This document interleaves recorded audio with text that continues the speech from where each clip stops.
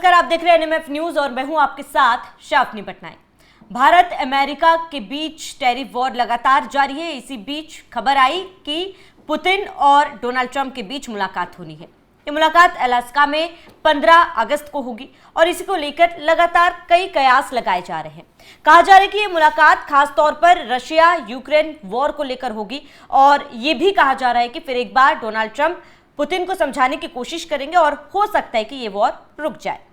अब इस पूरे फैसले का स्वागत भारत ने किया है। भारत ने कहा है कि हम इस फैसले का स्वागत करते हैं। जिस तरीके से पुतिन और डोनाल्ड ट्रंप की मुलाकात हो रही है, हम इससे उम्मीद करते हैं कि जो जंग यूक्रेन और रशिया के बीच छिड़ी हुई है उसमें भी रोक लगे। और इसके साथ ही आपको बता दें, विदेश मंत्रालय ने कुछ तस्वीरें शेयर की, पोस्ट शेयर किया और इस पोस्ट के जरिए उन्होंने लिखा कि प्रधानमंत्री नरेंद्र मोदी भी अक्सर कहते आए हैं कि ये युद्ध का दौर नहीं है।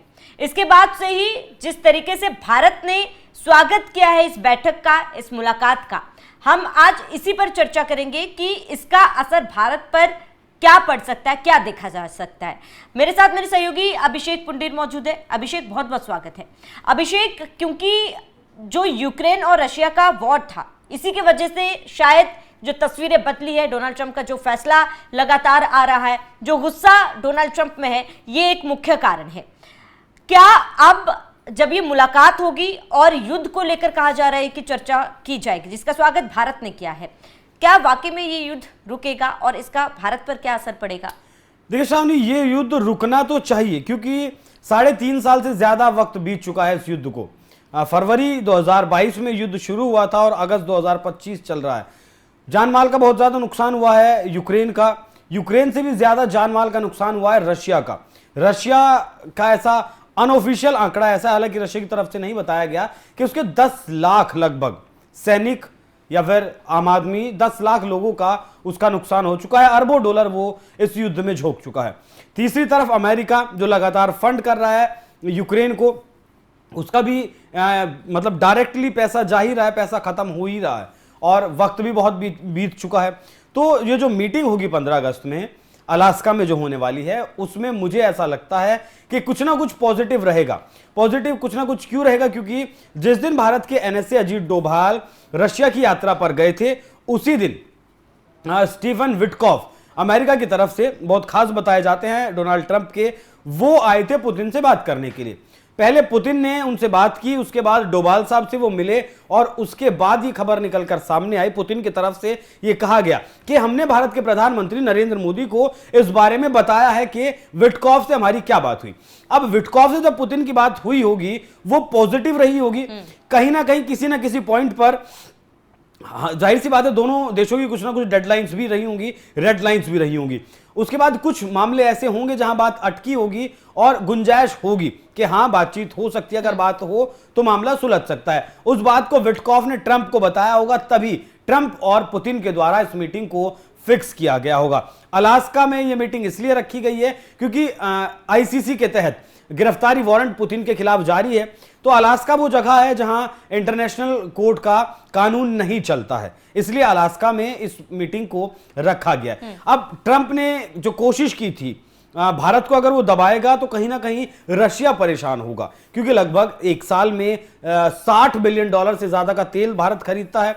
उसमें प्राइवेट हमारी कंपनियां हो या फिर सरकारी कंपनियां हो, लगभग वो नुकसान उसका बहुत बड़ा होगा। स्ट्रेटेजिक पार्टनर रशिया का भारत है और रशिया को यह भी पता है, क्योंकि चाइना बैकडोर चैनल से रशिया से बात कर रहा है, लगातार बात कर रहा है युद्ध को रोकने के लिए और इस मामले पर क्या कुछ आगे किया जा सकता है। तो कहीं ना कहीं चाइना के पास भी ये पक्के सोर्सेस से खबर है कि अगर ये युद्ध नहीं रुकता है भारत पर टैरिफ लगाने के बावजूद भी, तो लगभग 86%, 86% टैरिफ चाइना के ऊपर लगाया जा सकता है। और चाइना का, हालांकि चाइना के पास उसका कहें कि रेयर अर्थ मिनरल्स का वेपनाइजेशन है, लेकिन फिर भी उसका जो सप्लाई चेन है, उसके यहां जो प्रोडक्शन होता है और वो जो माल अमेरिका में डंप करता है हर साल, लगभग $350 बिलियन का सामान सिर्फ चाइना डंप करता है या फिर कहीं की बेचता है अमेरिका को। तो वो अगर महीना, 2 महीना या हफ्ता, 10 दिन के लिए भी उस सप्लाई चेन में अगर दिक्कत आती है, तो फिर चाइना को बड़ा नुकसान है,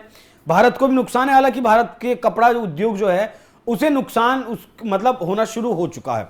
ऐसी रिपोर्ट्स हैं कि कपड़ा मार्केट में हमारा 25% पेनल्टी और 25% टैक्स, मतलब 50% का टैरिफ होने के बावजूद जो डील्स हुई थी भारत के ट्रेडर्स के साथ, जो सौदे हुए थे वो या तो होल्ड पर कर दिए गए हैं श्रावणी, या फिर वो रद्द कर दिए गए हैं और उनकी बजाय अब चाइना, बांग्लादेश और वियतनाम की तरफ अमेरिका के जो ट्रेडर्स हैं वो देख रहे हैं। तो लगभग फिलहाल 15,000 करोड़ रुपए का नुकसान हो सकता है कपड़ा व्यापार को, कपड़ा उद्योग को, सिर्फ एक राज्य में। बाकी लगभग 0.3% से 0.6% जीडीपी का नुकसान भारत को इससे हो सकता है।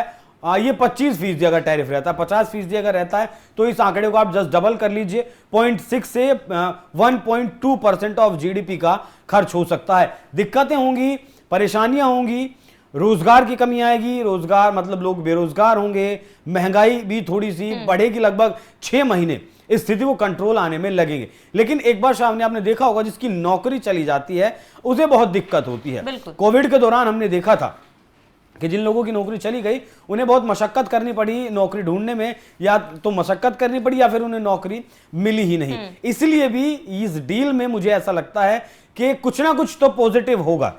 तुरंत अगर युद्ध नहीं रुकता है तो सीज फायर करने के लिए तो दोनों देश तैयार हो सकते हैं। एक दूसरे के जो सैनिक हैं या फिर बंदी हैं उन लोगों को इधर उधर करने की बात पर दोनों देश विचार कर सकते हैं। बाकी देखिए, युद्ध समाधान नहीं है। प्रधानमंत्री मोदी ने पुतिन से भी ये बात कही थी कि ये युद्ध का दौर नहीं है, और उसी बात पर प्रधानमंत्री मोदी आज भी कायम है। और इसी लिहाज से इस बात की संभावनाएं, संकेत बहुत ज्यादा हैं कि ये युद्ध रुकेगा, जल्दी रुकेगा। बाकी ट्रंप के जो टैरिफ हैं वो भी 1 से 1.5 महीने से ज्यादा उनकी भी लाइफ श्रावणी नहीं है। बिल्कुल अभिषेक, और जिस तरीके से भारत ने इस मुलाकात का स्वागत किया, एक पॉजिटिव मैसेज कहीं ना कहीं भारत की तरफ से भी जा रहा है। जहां एक तरफ डोनाल्ड ट्रंप लगातार भारत और रशिया के बीच जो दोस्ती है वो दोस्ती और ज्यादा गहरी हो रही है, तो डोनाल्ड ट्रंप को चुभ रही है। भारत जिस तरीके से लगातार रशिया से तेल खरीद रहा है, इससे भी डोनाल्ड ट्रंप को दिक्कत हुई थी, जिसके बाद टैरिफ लगाया था और उसके बाद टैरिफ प्रतिशत बढ़ा दी गई थी डोनाल्ड ट्रंप की तरफ से। लेकिन भारत ने ऐसा कुछ नहीं किया, भारत की तरफ से ऐसा कोई भी रिएक्शन नहीं दिया गया। भारत ने बेहद ही शालीनता से और समझदारी से जो है वो पोस्ट करके इस फैसले का, इस मुलाकात के, इस बैठक का स्वागत किया, क्योंकि भारत को भी पता है कि युद्ध जो है वो सही नहीं है और युद्ध कभी भी एक देश को सही रास्ते में लेकर नहीं जा सकता है। देखिए, अमेरिका का राष्ट्रपति या उनकी बात का वजन इतना हल्का हो सकता है कि एक देश पर टैरिफ लगाने की बात का वो ऐलान खुद अपने सोशल मीडिया ट्रूथ पर करें। भारत के पास मंत्रालय है, जो मंत्रालय बाकायदा हर चीज का जवाब देता है या फिर सवाल करता है, उसके लिए बाकायदा मंत्रालय प्रधानमंत्री नरेंद्र मोदी को आने की जरूरत नहीं है। अब आपने दोनों लोगों के व्यक्तित्व की अगर बात की, देखिए नरेंद्र मोदी 5 दशक से ज्यादा हो चुके हैं, वो राजनीति में एक्टिव हैं। वो जमीन से लेकर, मतलब अर्श से लेकर फर्श तक उन्होंने देखा है कि क्या होती है राजनीति को उन्होंने जिया है। ऐसे ही वो एक आरएसएस के कार्यकर्ता के तौर पर से आज प्रधानमंत्री नहीं बने। ट्रंप एक व्यापारी हैं, पैसे के दम पर वो राष्ट्रपति तो बन गए, लेकिन एक राजनीतिक सोच कहां से लेकर आएंगे? देखिए, उन्हीं के देश में उनके जो फिलहाल जेडी वेंस उपराष्ट्रपति हैं, या फिर आपने देखा होगा काश पटेल जो हैं एफबीआई के जो चीफ बनाए गए, या फिर और जो एजेंसियां हैं सीआईए वगैरह है, इनका कोई बयान आपने सुना कहीं? कोई बयान नहीं आ रहा, क्योंकि वो लोग भी समझ नहीं पा रहे हैं कि आगे ट्रंप किस तरीके की राजनीति करने की कोशिश कर रहे हैं। और असल में जो बात मोदी और ट्रंप के बीच बिगड़ी है वो G7 याद करी, कनाडा में जो G7 चल रहा था, ईरान इजराइल का युद्ध चल रहा था, ट्रंप वहां से बीच बैठक को छोड़कर चले गए थे। और जब वो चले गए थे वहां से, 17 जून की शायद वो बात है एग्जैक्ट, तो ट्रंप ने प्रधानमंत्री मोदी को फोन किया था कि आप कनाडा में आए हुए हैं, यहां तक आए हुए हैं, बस बॉर्डर ही तो क्रॉस करना है, आप अमेरिका आइए और यहां बैठकर बातचीत करते हैं। उस दौरान ट्रंप ने मुनीर को भी बुलाया हुआ था, मुनीर भी वहां जाने वाला था। तब ऐसा कहा गया, हालांकि मुझे इस बात में थोड़ा शक है कि ट्रंप ये सोच रहे थे कि मुनीर और प्रधानमंत्री मोदी को बिठाकर बात करवाएंगे, दुनिया को एक मैसेज देंगे कि हाँ, असली शांति का जो दूत है वो मैं ही हूं। लेकिन मुझे ऐसा नहीं लगता कि ट्रंप इतनी भी ओछी हरकत करेंगे कि एक राष्ट्राध्यक्ष को एक सेना प्रमुख के सामने बिठाएंगे, वो भी पाकिस्तान जैसे 2 कोड़ी के देश के सामने। लेकिन भारत को इस बात की जानकारी थी कि आसिम मुनीर अमेरिका जा रहा है, इसीलिए भारत के प्रधानमंत्री ने बहुत विनम्र शब्दों में कहा कि नहीं, मेरा प्रोग्राम शेड्यूल है। क्रोएशिया का उन्होंने जिक्र किया था, क्रोएशिया उन्हें जाना है, लेकिन वो जो मना किया कि आप कनाडा आए हुए हैं, अमेरिका आने के लिए मैंने आपको बोला और आप आ नहीं रहे हैं। 35 मिनट मैंने आपसे बात की, साथ ही आप ये भी कह रहे हैं कि आपने सीज फायर नहीं करवाया। ये बात कहीं ना कहीं जो दिल के तार थे ट्रंप के, उन्हें छेड़ दिया और ऐसा छेड़ा कि वो तार आज तक श्रावणी बज रहे हैं। हालांकि प्रधानमंत्री क्रोएशिया गए थे, लेकिन वहां जो टाइम उनके पास बचा था उस बीच में वो उड़ीसा गए थे और उड़ीसा जाकर उन्होंने जनता को संबोधित किया था। अमेरिका ना जाकर वो उड़ीसा अपने देश के लोगों के बीच गए थे और उन्होंने वहां इस बात का जिक्र किया था, बताया था कि ट्रंप के साथ क्या बात हुई क्या नहीं।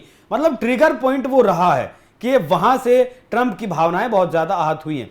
बाकी भारत पर असर पड़ेगा इस बातचीत का, पॉजिटिव अगर रहती बहुत अच्छा असर पड़ेगा। अगर भारत इस टैरिफ को 15% तक भी लाने में कामयाब रहता है तो भी भारत के लिए बहुत बड़ी जीत है।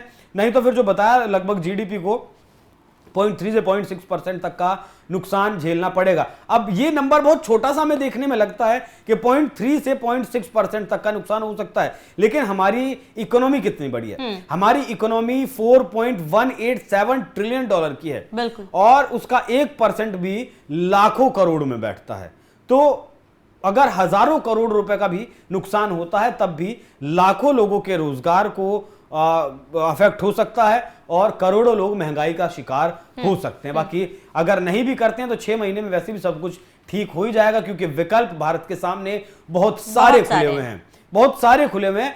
अमेरिका को जो भारत सामान बेचता है उससे भारत की जीडीपी नहीं चलती है। ये वहम पाले बैठे हैं ट्रंप, वो अपने दिमाग से निकाल देना चाहिए। बिल्कुल अभिषेक, ये बात आपने सही कही कि एक वहम डोनाल्ड ट्रंप पाले बैठे हैं कि वो दबाव बनाएंगे और भारत झुक जाएगा, क्योंकि भारत ने, प्रधानमंत्री नरेंद्र मोदी ने हमेशा से ही कहा है कि अगर ट्रेड डील होगी तो दोनों देशों के बीच एक समान स्तर पर ट्रेड डील होगी, कोई किसी पर दबाव बनाकर ट्रेड डील नहीं करा जा सकता है। अब ऐसे में अभिषेक ये देखना महत्वपूर्ण होगा कि इस बैठक के बाद क्या कुछ फैसला दोनों देश लेते हैं और इसका असर भारत पर क्या पड़ेगा। अभिषेक, जुड़ने के लिए आपका बहुत बहुत शुक्रिया और आप सभी का इस पूरे मामले पर क्या कहना है हमें कमेंट कर जरूर बताएं। साथ ही बने रहिए एनएमएफ न्यूज के साथ।